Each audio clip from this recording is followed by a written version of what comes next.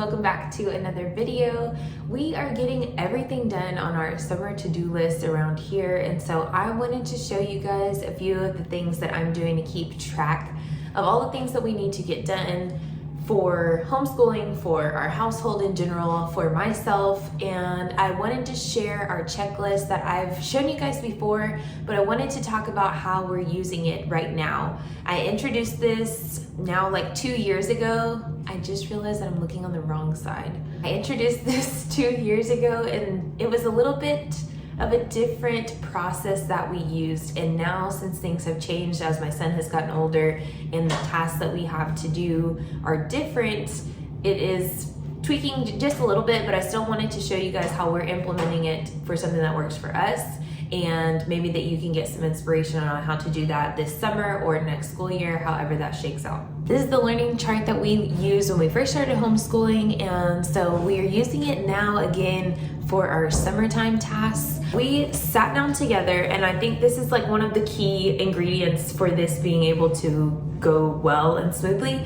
Sit down together, talk about some tasks, some activities, some whatever you want to call them, that will be good for your child to do independently. This will not only help them to accomplish those certain tasks that they need to do, but also think about some things that they may want to do that they don't always think of when their first reaction is, I'm bored.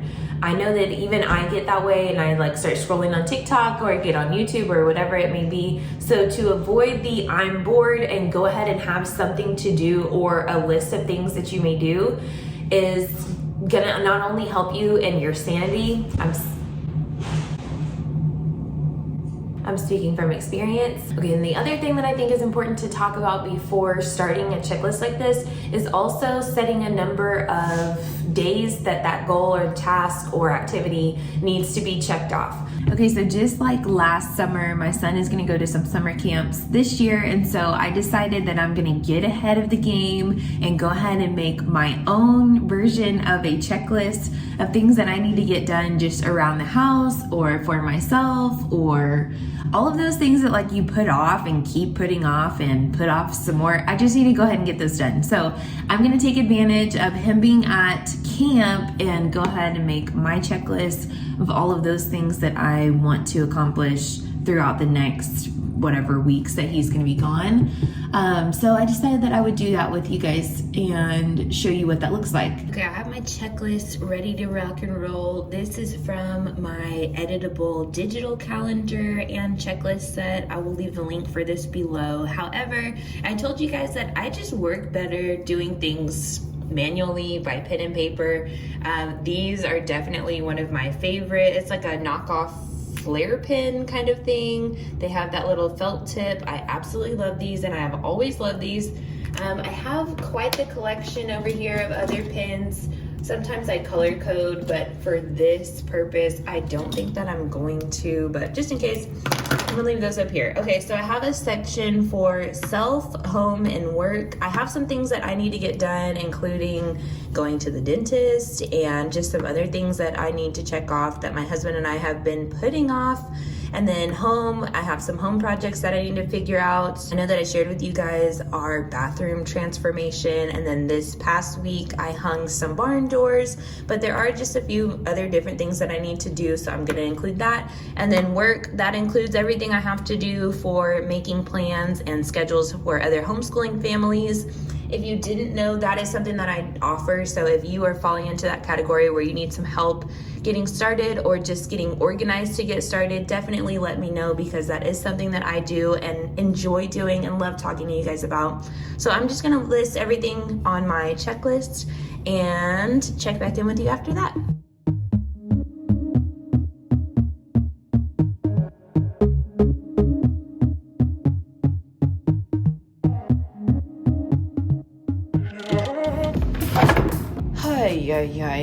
This is a mess in here. Ooh, what's this? What are these? Instructions to a game? Yeah, that we don't even have anymore. And a Candyman. And then whatever this. Panda's Amazing Journey. Okay, that's a little better. Okay, so I put these sliding doors up in the, what is technically like our laundry room.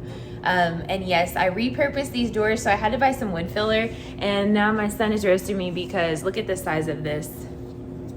They sent me, he said it's like a Play-Doh container of wood filler. So that's what I'm about to do. His lunch is in the oven. So as we wait for that, I'm gonna start opening all of this stuff to get my project going for the day. But I don't know what I'm gonna have to eat yet, so I'll have to figure that out too.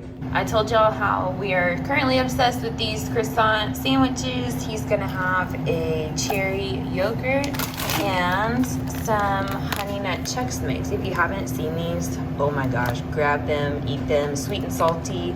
This is like the perfect little treat.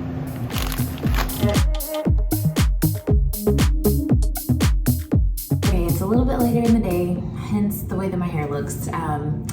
I wanted to just talk a little bit about the activities and having a checklist and keeping your kids busy, not only during the summer, but like when you homeschool in general, especially if you're working from home. I've had a few of you reach out to me, and so I wanted to talk about this like with the group and share all of my thoughts about this.